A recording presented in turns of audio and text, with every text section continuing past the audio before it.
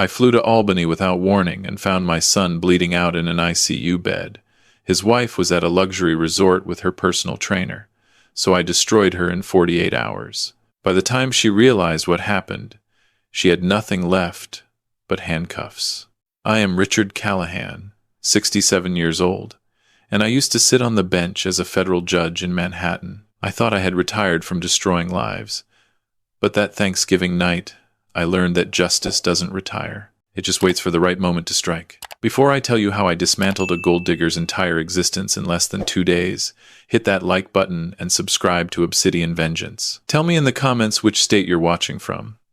I want to know how far this story of retribution travels. The call came at 9:47 p.m. on Thanksgiving night. I was in my study in Brooklyn, nursing a bourbon and reading case files I didn't need to read anymore. Old habits. My phone lit up with a number I didn't recognize. Upstate New York area code. I almost didn't answer. Mr. Callahan? A woman's voice. Professional. Tired. This is Albany Medical Center. Your son Jonathan has been in a serious automobile accident. You're listed as his emergency contact. The glass slipped from my hand. I didn't hear it shatter.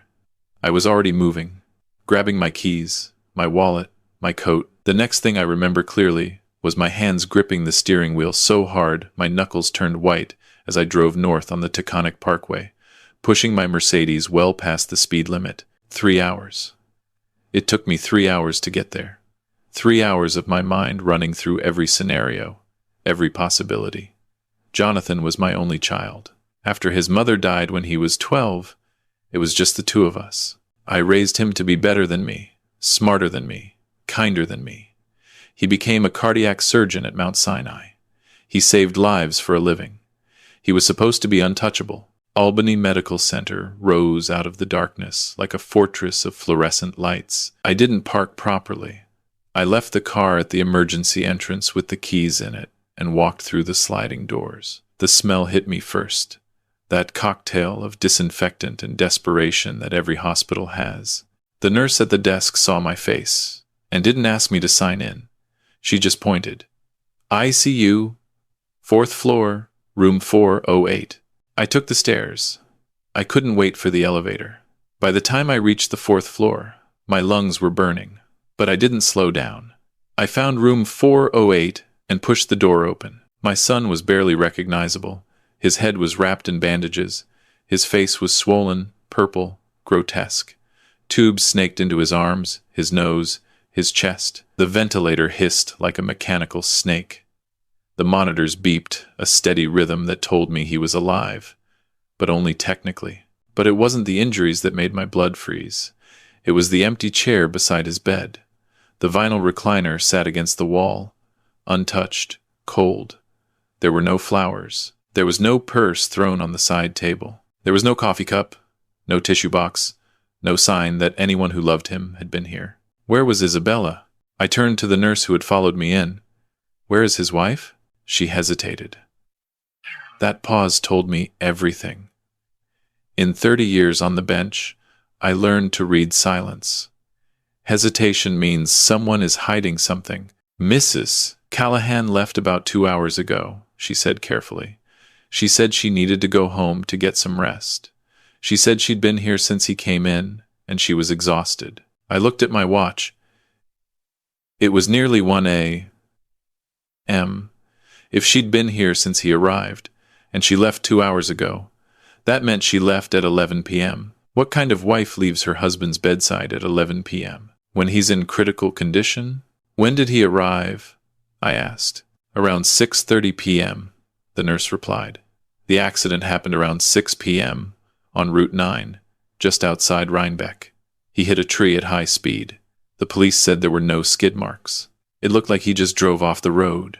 No skid marks. My son, who had the reflexes of a surgeon, who could tie a suture in a beating heart, just drove into a tree without even hitting the brakes? Where was he going? I asked. The nurse checked her chart. According to his wife, they were driving back from Thanksgiving dinner at their cabin upstate. She said he was driving. She was asleep in the passenger seat. The impact woke her up. She called 911. I nodded slowly. I walked to the bed and looked down at Jonathan. Even unconscious, even broken, I could see the son I raised. The boy who used to bring me cases from the newspaper and argue them with me over breakfast. The young man who got into Columbia Medical School and called me crying because he was so happy. The surgeon who called me last month and told me he was thinking about starting a family. I pulled out my phone and called Isabella's number. It rang once, twice, 3 times. Then voicemail. You've reached Isabella Callahan. I can't come to the phone right now, but leave a message and I'll call you back. Her voice was bright, cheerful, the voice of someone who had never experienced real hardship. I hung up without leaving a message. I dialed again. Voicemail. Again. Voicemail. I looked at the nurse. Do you have an address for where she went? I'm sorry, Mr. Callahan. I can't give out that information. I pulled out my wallet and showed her my old federal ID, the one I kept even after I retired. It didn't have any real authority anymore, but it looked official enough. His wife is unreachable, I said, my voice dropping into the tone I used in the courtroom. My son is in critical condition. I need to know where she went in case there's an emergency and we need her consent for surgery. The nurse looked at the ID, then at me, then at Jonathan. She made a decision. The Mohonk Mountain House, she said quietly. She mentioned she was going to their cabin nearby, but she asked us to call her at the Mohonk Mountain House if there were any changes. Mohonk Mountain House.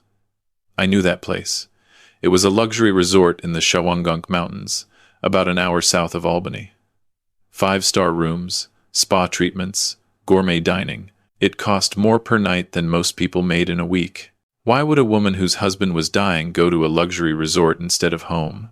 I pulled out my phone and opened the tracking app I had installed on all our family phones years ago. It was supposed to be for emergencies, for finding lost phones. Jonathan had never turned his off because he trusted me, and I had access to Isabella's phone because I paid the family plan. I opened the location history.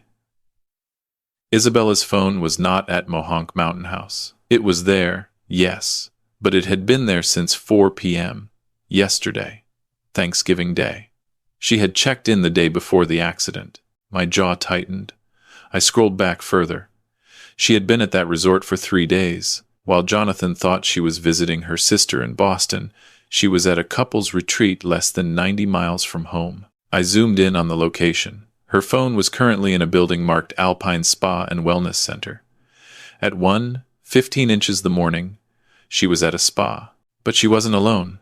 The family tracking showed another phone in the same location. I frowned and checked the device list. It was labeled M. Steele, shared device. Marcus Steele. I knew that name. He was Jonathan's personal trainer, the guy my son hired 6 months ago when Isabella convinced him he needed to get in better shape for his demanding schedule. Marcus came to their apartment 3 times a week. He was young, built like a Greek statue, and had the kind of smile that made people trust him immediately. I felt the rage building, but I tamped it down. Rage is fuel, but it's a terrible driver. I needed clarity. I needed evidence. I turned to the nurse. I need to see the attending physician. 5 minutes later, a young doctor in green scrubs walked in, looking exhausted. Dr. Patricia Ramos, according to her badge. Mr. Callahan, she said, shaking my hand. I'm so sorry about Jonathan. He's stable for now, but the next 48 hours are critical. What are his injuries? Severe head trauma, 3 broken ribs, collapsed lung, fractured pelvis. But what concerns me most is the internal bleeding. We've stabilized it for now, but if it starts again, we'll need to operate immediately. Will he recover? She paused. If he makes it through the next 2 days, his prognosis is good. He's young, he's healthy, he's a fighter. But right now, it's touch and go. I nodded. Doctor, I need you to run a toxicology screen. She blinked. We already did a standard tox screen. No alcohol, no drugs. I need you to run an extended panel, I said. Check for blood thinners, anticoagulants, anything that would affect clotting. Dr. Ramos frowned. Why would you think? Just run it, I said. Please. I'll pay for it myself if the insurance won't cover it. She looked at me for a long moment, then nodded. I'll put the order in now. I sat down in that empty chair and waited. I pulled out my laptop and connected to the hospital Wi-Fi. I had resources most people didn't. 30 years as a federal judge meant I knew people. I knew investigators, forensic accountants, private detectives who owed me favors. I sent 3 emails. The first was to Daniel Wu, a forensic accountant who had testified in dozens of my cases. I asked him to pull all financial records for Isabella Callahan and Marcus Steele for the past year. The second was to Grace Martinez, a private investigator who specialized in marital infidelity. I asked her to surveil the Mohonk Mountain house and document everything. The third was to my attorney, Helen Berkowitz, asking her to prepare documents for an emergency restraining order and power of attorney transfer. Then I waited. At 6:30 a.m., Dr. Ramos came back. Her face was pale. She was holding a printout. "Mr. Callahan," she said quietly, closing the door behind her. "You were right to ask for the extended panel." She handed me the paper. I scanned the numbers. My eyes stopped on one line. Warfarin levels, 15.2 milligrams per liter. Normal therapeutic range, 1 to 3 milligrams per liter. Warfarin, I said. "That's a blood thinner." "Yes," Dr. Ramos said. "A very powerful one. At these levels, any minor trauma would cause massive internal bleeding. A car accident at even moderate speed would be catastrophic." "Is my son on warfarin?" "No. His medical records show no prescription for anticoagulants. He's a cardiac surgeon. He would never take something like this without medical supervision." I looked at the paper. "How long would it take for levels this high to build up?" "At least a week of daily high doses," she said. "This wasn't an accident, Mr. Callahan. Someone poisoned your son." The world tilted. I gripped the armrest of the chair. "You're saying someone deliberately gave him a drug that would make him bleed out if he got hurt?" "I'm saying that the levels in his system are not consistent with therapeutic use or accidental ingestion. This was intentional. And given the timing with the car accident," she trailed off. "Someone tried to kill him," I finished. She nodded. I stood up. "Doctor, I need you to call the police. Report this as an attempted homicide. And don't let anyone near him except medical staff with proper ID. No visitors without my explicit approval." "What about his wife?" "Especially not his wife." Dr. Ramos looked shocked, but she nodded. "I'll notify security." I walked out of the room and called Helen Berkowitz. She answered on the first ring. "Richard, I got your email. What's happening?" "Jonathan's been poisoned. I need emergency guardianship transferred to me immediately. His wife is a suspect." "Jesus. Okay. I'll file the papers this morning. We can get an emergency hearing by noon." "Good. And Helen, I need you to freeze all joint accounts. Every penny." "On what grounds?" "Suspected financial fraud and attempted homicide. I'll have the evidence within the hour." I hung up and checked my email. Daniel Wu had already responded. He worked fast. The email contained 3 attachments. I opened the first one. It was a life insurance policy. Jonathan had taken out a $10 million term life policy 6 weeks ago, with Isabella as the sole beneficiary. The policy had a double indemnity clause for accidental death. If Jonathan died in that car crash, Isabella would get $20 million. I opened the second attachment. It was a credit card statement for Isabella's personal account, the one I didn't have access to. Over the past 3 months, she had spent $47,000. The charges included designer clothes, jewelry, a first-class ticket to Paris she hadn't told anyone about, and payments to Mohonk Mountain House. Multiple payments. She'd been there at least 6 times in the past 2 months. The third attachment made my stomach turn. It was a bank statement for Marcus Steele. 2 weeks ago, he had received a wire transfer for $15,000 from an account registered to a shell company in Delaware. Daniel had traced the company. It was registered to Isabella's maiden name. She had paid Marcus $15,000 2 weeks before my son's accident. My phone buzzed. It was Grace Martinez, the PI. "Richard, I'm at Mohonk. I have eyes on your daughter-in-law." "What's she doing?" "She's having breakfast on the terrace with a man. Mid-30s, athletic build. Looks like a fitness model. They're very comfortable with each other. Lots of touching, Kissing. I've got photos. That's Marcus Steele, I said. Keep watching them. Document everything. I want timestamps, photos, video if possible. Copy that. I hung up and sat back down next to Jonathan. I took his hand, careful not to disturb the IV line. I'm going to fix this, son, I whispered. I'm going to make sure she never hurts anyone again. At 11:47 a.m., my phone rang. It was Isabella. I let it ring 3 times before I answered. Richard, she said, her voice thick with fake tears.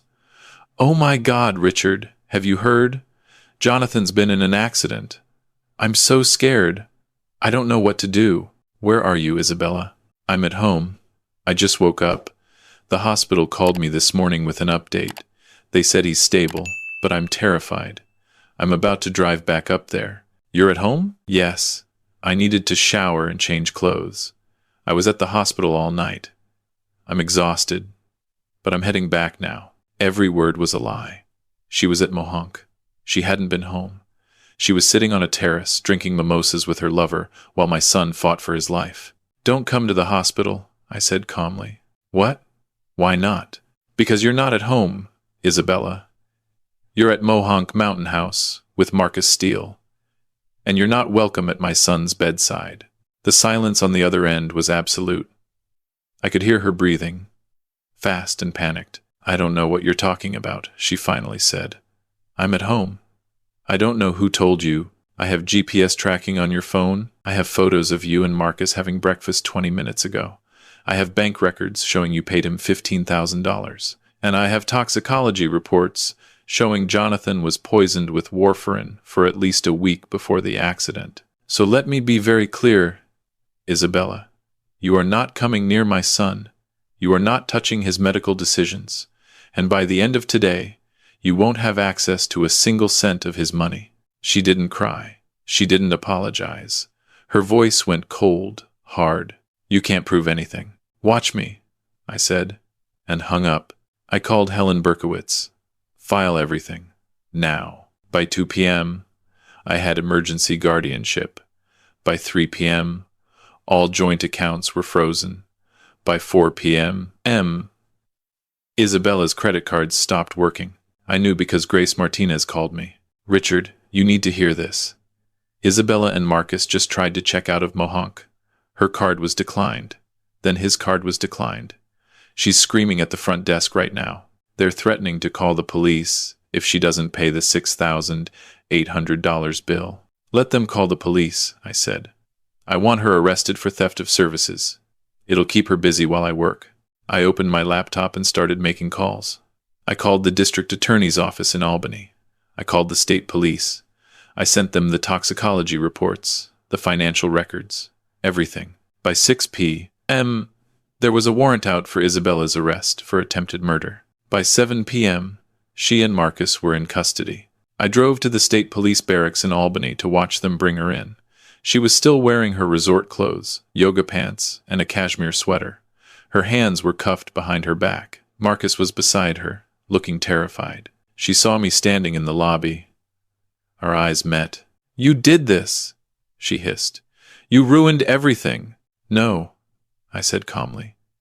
You did this when you decided to poison my son. I didn't poison anyone. This is insane. Marcus, tell him. Marcus wouldn't look at me. He was staring at the floor. The detective in charge, a woman named Lieutenant Sarah Cross, motioned for me to follow her to an interview room. Mr. Callahan, we need to ask you some questions. Of course. We sat down. She pulled out a recorder. For the record, did you have any knowledge of or involvement in the poisoning of your son? No. When did you first suspect Isabella Callahan? When I arrived at the hospital and saw the empty chair. When I found out she'd left to go to a luxury resort instead of staying with her dying husband. When I tracked her phone and found her with another man. Lieutenant Cross nodded. We've been reviewing the evidence you sent, the financial records, the life insurance policy, the toxicology report. It's compelling, but we need to establish how the warfarin was administered. Jonathan's medical records, I said. Check what prescriptions Isabella had access to. Check if she filled anything in his name. Cross made a note. We're already on it. She left the room. I sat there, staring at the two-way mirror, knowing Isabella was somewhere in this building, probably in a cell, probably realizing her perfect plan had collapsed. 30 minutes later, Cross came back. Her expression was grim. "We found it," she said. 3 weeks ago, Isabella filled a prescription for warfarin using a forged doctor's signature. The pharmacy has video of her picking it up. She told the pharmacist it was for her father's heart condition. "Her father is dead," I said. "We know. That's fraud, on top of attempted murder." Cross sat down. "Mr. Callahan, I've been doing this for 20 years. I've seen a lot of evil. But this, planning to poison someone slowly, waiting for them to have an accident, collecting the insurance money, this is cold-blooded. What happens now? We're charging both of them. Isabella with attempted murder, insurance fraud, and conspiracy. Marcus with conspiracy and accessory. The DA thinks we can get convictions. The evidence is overwhelming." I nodded. "Lieutenant, there's one more thing you should know." "What's that?" "Check Isabella's medical records. I think you'll find she's pregnant." Cross's eyes widened. "How do you know that?" "Because 2 weeks ago, Jonathan told me they were trying to start a family." He was excited. "But I saw the way she looked at Marcus this morning in the photos. That's not a new relationship. They've been together for months. I'd bet money that baby isn't my son's." Cross stood up. "If that's true, that's another layer of motive. She wanted him dead before he found out." "Run a paternity test," I said. "Compare it to Marcus's DNA." She left again. I sat in that cold room and waited. At 11 p.m., Cross came back with a folder. She slid it across the table. "Preliminary results," she said. "You were right. She's 10 weeks pregnant. And based on the timeline and her phone records, she was with Marcus almost exclusively during the conception window. There's a 94% probability Marcus is the father." I closed the folder. "So she poisoned my son, tried to stage his death as an accident, planned to collect $20 million, and run away with her lover and their baby." "That's exactly what happened." I stood up. "When's the arraignment?" "Tomorrow morning, 9 a.m. I'll be there." I drove back to the hospital. It was past midnight. Jonathan was still unconscious, but the monitors showed his vitals were improving. The bleeding had stopped. The doctors said if he continued to improve, he might wake up in the next few days. I sat in that chair and held his hand. "She's gone, son," I whispered. "You're safe now." The arraignment was a circus. The media had gotten wind of the story. A beautiful influencer and her fitness trainer lover accused of poisoning a cardiac surgeon for insurance money. It was tabloid gold. Isabella wore an orange jumpsuit. She looked small, diminished. The judge read the charges. Attempted murder in the first degree, conspiracy to commit murder, insurance fraud, forgery, theft. Her lawyer argued for bail. "Your Honor, my client has no criminal record. She's a respected member of the community. She's pregnant. Detaining her is denied," the judge said flatly. "The defendant is a clear flight risk and a danger to the victim. She will be held without bail pending trial." Marcus's bail was also denied. As they led her away, Isabella turned and looked at me in the gallery. Her eyes were empty, hollow. She knew it was over, but I wasn't done. Over the next week, while Jonathan slowly woke up and began his long recovery, I worked with Helen Berkowitz to dismantle every piece of Isabella's life. We sued for divorce on grounds of attempted murder. We filed for full restitution of all money she'd spent from joint accounts. We traced every asset she had and froze it. Her Instagram account, where she had 340,000 followers, was deleted after sponsors dropped her, and her posts were flooded with hate comments. Her modeling contracts were terminated. The luxury apartment she'd rented with Jonathan's money was repossessed. Even Marcus's gym fired him when the story broke. I made sure that every single news outlet, every blog, every social media platform knew exactly what she had done. 2 months later, Jonathan was out of the hospital. He was weak, but recovering. We sat in my study in Brooklyn, the same room where I'd gotten the call that night. "Dad," he said quietly, "thank you for everything." "You don't have to thank me." "I do. You saved my life." I was so blind. I thought she loved me. I poured him a glass of water. She loved your money. She loved the lifestyle. He nodded, staring at his hands. The baby. It wasn't mine. I know, son. I wanted kids so badly. I thought we were building a life together. You will have kids, I said, with someone who deserves you, someone who sees you for who you are, not what you can give them. He looked at me. How did you know to check for poison? Because someone who leaves their spouse dying to go to a resort with their lover is capable of anything, and because I've spent my life watching people lie. I know what guilt looks like. I know what malice looks like. What happens to her now? Her trial is in 6 months. The DA is pushing for maximum sentences. With the evidence we have, she's looking at 25 to life. Marcus will probably get 10 to 15 as an accessory. Jonathan was quiet for a long time. I hope she thinks it was worth it. Every day in that cell. I hope she remembers the $20 million she never got. I hope she thinks about the life she could have had if she'd just been honest. 6 months later, I sat in the courtroom as the jury delivered their verdict. Guilty on all counts. The judge sentenced Isabella Romano Callahan to 30 years in prison without possibility of parole for 20 years. Marcus Steele got 15 years. As they led her away, Isabella looked at me one last time. She didn't look angry anymore. She just looked broken. I felt no satisfaction, no joy, just a cold, hard certainty that justice had been served. Jonathan is thriving now. He's back at work, saving lives. He met someone new, a pediatric nurse, who loves him for who he is. They're taking things slow, building something real. As for me, I learned that retirement doesn't mean you stop fighting. It just means you choose your battles more carefully. Money doesn't buy loyalty. It doesn't buy love. It can't buy back the time Isabella stole from my son's life or the trust she shattered. But money is a tool. It's a weapon. And if you know how to use it, you can protect the people you love and destroy the people who threaten them. I'm Richard Callahan, and this is my message to anyone watching. If you see someone treating your family like a bank account, if you see someone more interested in your assets than your heart, get out. Document everything. Trust your instincts. And if they cross the line, if they try to hurt someone you love, don't just walk away. Make sure they face consequences. Real consequences. Because true justice isn't given by the courts alone. It's taken by those who have the courage to fight for it. If this story resonated with you, hit that like button and subscribe to Obsidian Vengeance for more stories of justice served. Tell me in the comments, what would you have done in my position? Stay vigilant, protect your family, and never underestimate a parent's love. In the end, Isabella thought she could play the game.